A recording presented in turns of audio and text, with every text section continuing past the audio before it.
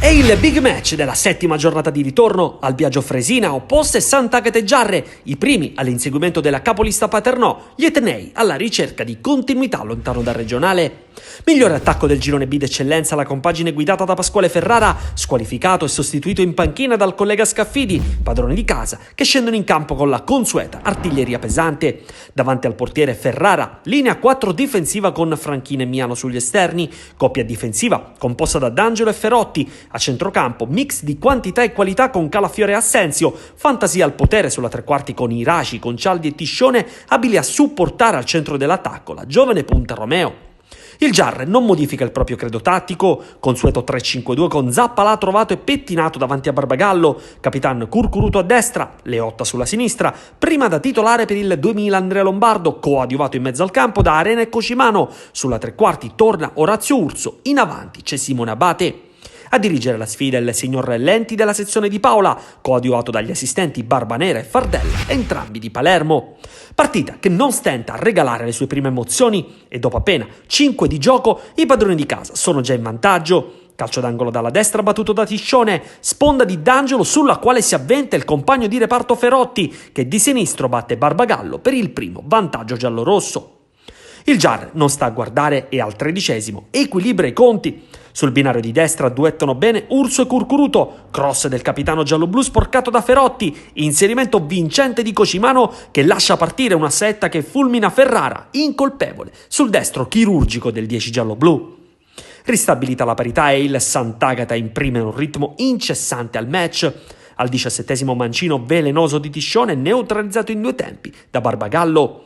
Al 18° dirompente l'azione di Calafiore che va via sull'out di sinistra, assist d'esterno per Iraci che nell'area piccola batte a rete, pizzicato però in posizione di fuorigioco dall'assistente Barbanera che strozza l'esultanza del pallone d'oro siciliano 2019. Proprio il 7 giallorosso in grande spolvero sulla corsia di destra, al 27° non trova ad un soffio lo specchio della porta di Barbagallo. Scoccata la mezz'ora il Sant'Agata beneficia però della concessione di un calcio di rigore. Leotta e Tiscione vanno allo scontro, l'esperto 11 giallorosso cade rovinosamente, per il direttore di gara nessuna esitazione. Dagli 11 metri Piero Concialdi spiazza Barbagallo e porta nuovamente in vantaggio il Sant'Agata siglando la 10ª rete in campionato.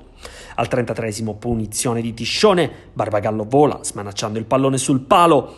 L'ultimo sussulto di una prima frazione di gioco giocata ad altissima intensità la regala Iraci con un destro che non trova i pali della porta gialloblu. La prima frazione di gioco va agli archivi sul punteggio di 2-1 in favore del Sant'Agata che al 4° minuto spreca il match point. Il mancino mortifero di Tiscione viene respinto con il piede da Barbagallo.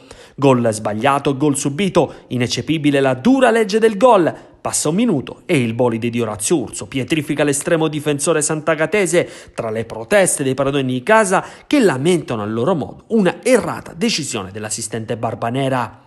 Proteste che portano all'interruzione di gioco per una manciata di minuti, ma alla ripresa delle ostilità, alla prima sortita degna di nota, a passare nuovamente il Sant'Agata che mette definitivamente la freccia. Al 9° minuto Iraci scappa via sull'auto di destra, pallone fragoroso nel cuore dell'area di rigore per Romeo che tutto solo, anche se col dubbio di una viziata posizione di fuorigioco a porta sguarnita, mette il pallone in fondo al sacco. E il gol del 3-2 e del definitivo sorpasso per il Sant'Agata, costretto a subire l'orgogliosa risposta gialloblu, che al 12° minuto mette il naso ancora con il bolide di controbalzo di Abate che esce di poco alla sinistra di Ferrara. Padroni di casa più vicini al gol del 4-2 al 16° minuto con Concialdi che impegna severamente col mancino Barbagallo. Al 19° tiro a giro di Tiscione d'un soffio alto sopra la traversa. Mister Pisarda ricorre allora ad un doppio cambio. Spampinato e Capitao rilevano Curcuruto e Arena. I gialloblu non stanno a guardare. Al 27° sponda di Abate, mancino di Rigoberto Capitao, respinto coi pugni da Ferrara. Ancora un'altra doppia sostituzione tra le file del Giarre. Mirabella e Kishawarz prendono il posto di Leotta e Urso, ma è ancora il Sant'Agata ad andare vicino al gol.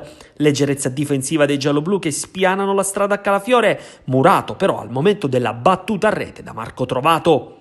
Il finale giallo-blu è caotico e disordinato. Capitao al quarto di recupero commette un'ingenuità e viene allontanato dal direttore di gara. È l'ultima istantanea di una partita vibrante e ricca di pathos, vinta dal Sant'Agata per 3-2, più continua al cospetto di un Giarre che dalla sua può recitare il mea culpa per essersi prestato al fianco di un avversario mortifero e letale in zona d'attacco. Messinesi che accorciano sulla testa della classifica, Giarre che scivola al sesto posto quando sono 8 le tornate alla conclusione di un girone B d'eccellenza, ancora tutto da decifrare, dal primo al sesto posto.